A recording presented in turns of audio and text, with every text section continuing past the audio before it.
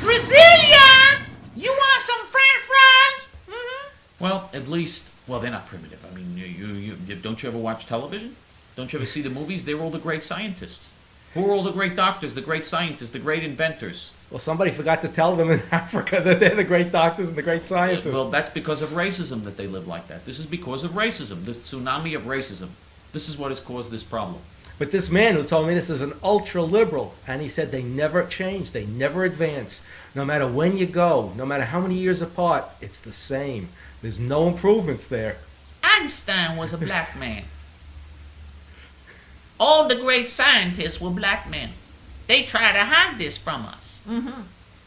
Thomas Jefferson was a black man. George Washington was a black man. And you know, they're right. There were a lot of great blacks in history that never get credit. King Kong. I mean, you've had a lot of people in history. No, it's true. You never get credit for this. Even people that have educated our children, you know, like McGill Gorilla. They never get credit for all the great people in history who are great people. And it's terrible. I mean, it's just not fair. No, because we're civil rights leaders. We happen to be civil rights leaders. And because we're civil rights leaders, we want to straighten the record out. There's nothing wrong with that. You have to correct the record. I mean, you can't have a situation where people don't know the facts. And they had all the great universities, all the great learning centers, all the doo-doo huts, all the great learning centers. You know, they've had great universities and great centers of learning. Today, they're all dying of AIDS. And and they all demand that the white scientists give them the medicine for the AIDS, because otherwise they're going to die. But that confuses me, because I thought black scientists are so brilliant. Why don't they invent their own medicine for AIDS? I never understood that. I don't know. Sometimes I get confused. As an enlightened, progressive civil rights leader, sometimes I get confused. Sometimes it's just difficult to discern between all of the different things that I hear. Yeah, speaking of French fries, I don't know why I have French fries on my mind, because I'm on the bus coming back from someplace. I happened to be, I was on a Greyhound bus, believe it or not, coming back from someplace. And this woman comes on the bus. I have never seen anything like this in my life.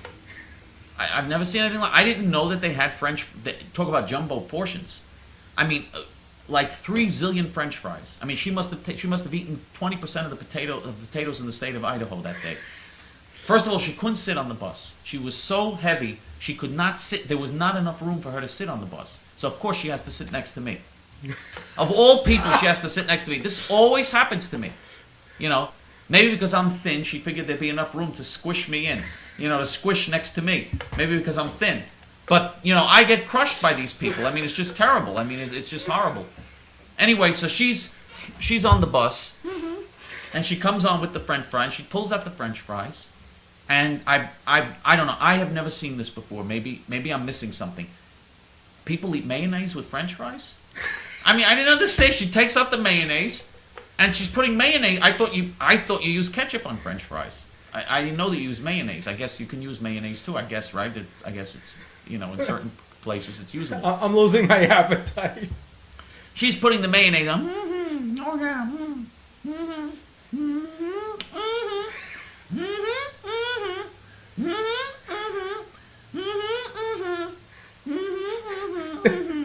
You know, and she's going on, and this is, and then she said, and then all of a sudden she says, "Brazilia, you want some French fries? Brazilia." Her name was Brazilia. I mean, where'd she get a name Brazilia? So Brazilia come forward. She said, "Oh, I'll take some, yeah. No, you look like you got plenty anyway. Oh, yeah, girl, I'll take some French fries."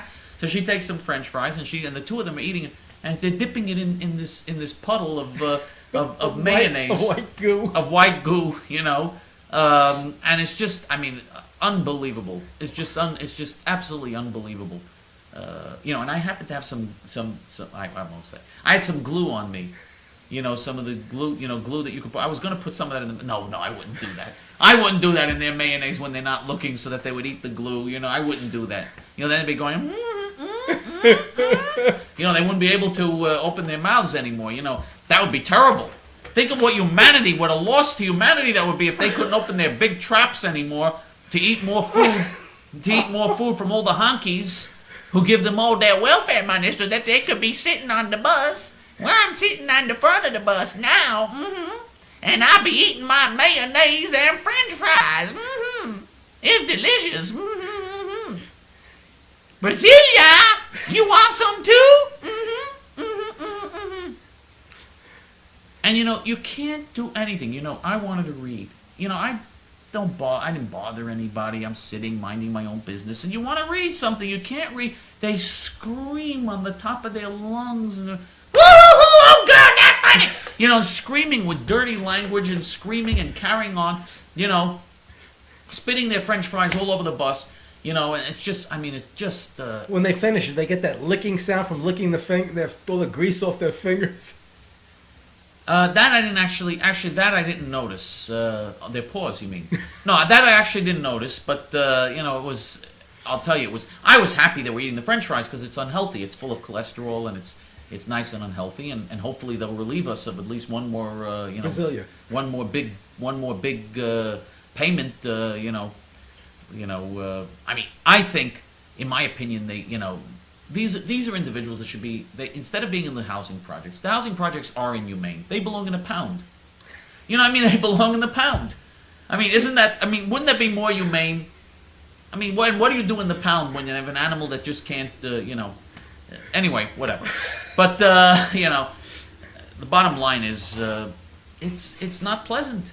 It's not, as they once said in a Mexican movie, he's nothing nice. It's just not pleasant. It's just, what can I tell you? But of course, we don't have to worry about any of that. And, and now in New York, I see these people wearing those silly sombreros.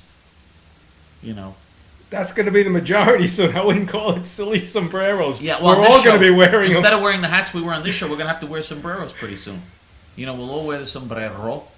Bush wears a sombrero. You've seen Bush with the sombrero. Well, didn't he take the signs, "Don't mess with Texas," down when he was the governor, put up the sombrero? Yeah, well, listen, you have to accommodate people, and they want to swallow up Texas, and he feels that he feels that they should swallow up Texas like they're swallowing up a burrito, so, this is, listen, that's, in